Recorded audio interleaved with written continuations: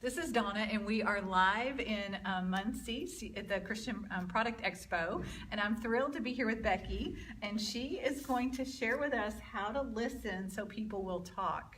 And I've already been thumbing through it, and it's really good. I'm excited to talk about it. So kind of share with us a little bit about yourself, and then we'll talk about the book. Yeah, so I am a mother of 4 grown children, 11 grandchildren, 8 and under. I am married to Steve Harling, who is the president of Reach Beyond, which is a ministry seeking to be the voice and hands of Jesus around the world. We love what we do, and I love my life. Wow, that's great.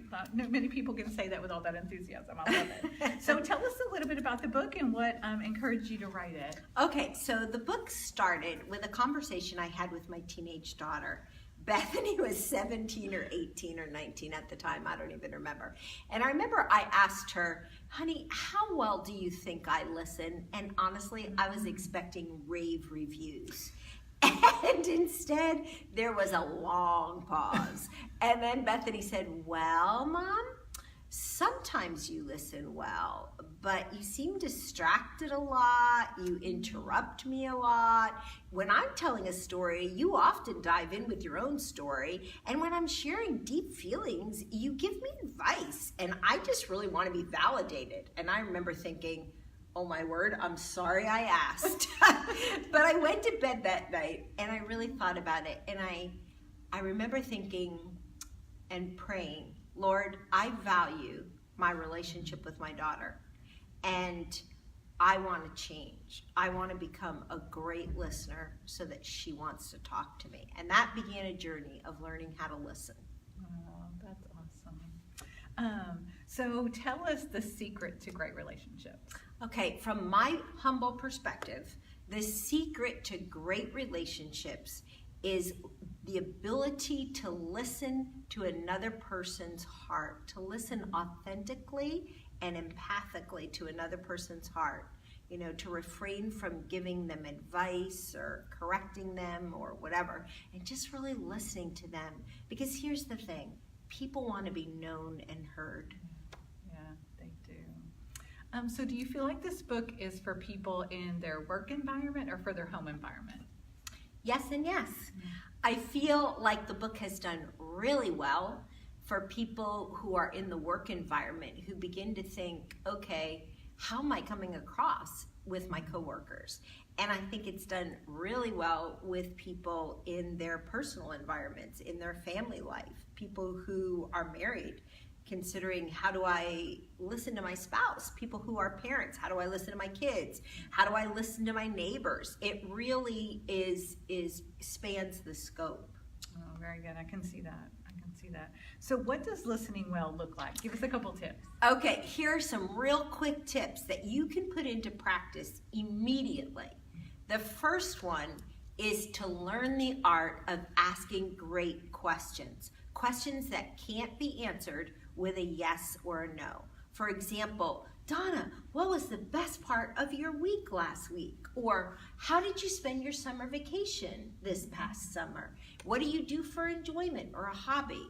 You can always draw people out with great questions. The second tip is to silence your inner fixer. You know, we all have a little fixer inside of us who's just dying to be the expert. And so when somebody opens up to you with their problem, you know exactly the answer to their problem. It may be that their baby's not sleeping through the night, and you know exactly what they should do. Or they are about to have a fight with their husband, and you know what they should do. Don't tell them. Silence your inner fixer. Because here's the thing. People are usually intelligent enough to solve their own problems. They're looking to process their feelings with somebody, and after they've processed, they'll draw their own conclusion. And then learn to be present. You know, we're such a distracted society, aren't we? I mean, I, myself included, I'm not throwing just you under the bus, I'm throwing me under the bus too. We are a distracted society. Our TVs are going, we're on Facebook, we're on Instagram, or Snapchat, or Twitter, and we are, you know, trying to multitask. I remember when I was raising our kids, I prided myself on the ability that I had to multitask. Now, looking back, I think that wasn't such a great thing. I wish I had been fully present in every moment of my kids' growing up years, because it goes quickly.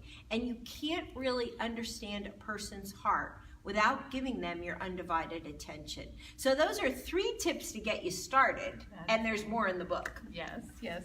And I noticed at the end of the book, you actually have exercises. It's strengthening your ear. Yeah. So tell us how you came about adding those in.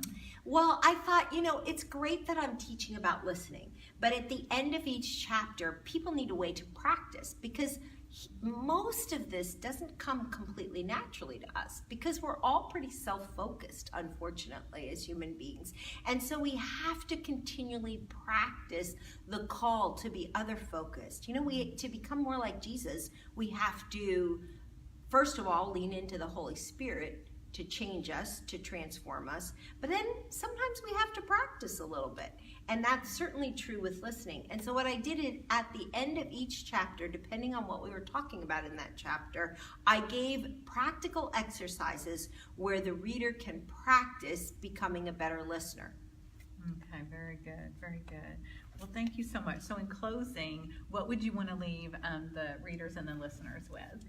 I would say this to you. The people in your life are precious, whether they are your good friends, whether they are your extended family, your parents, your in-laws, your spouse, your kids, your neighbors. These are precious people, and they are dying to feel heard by you.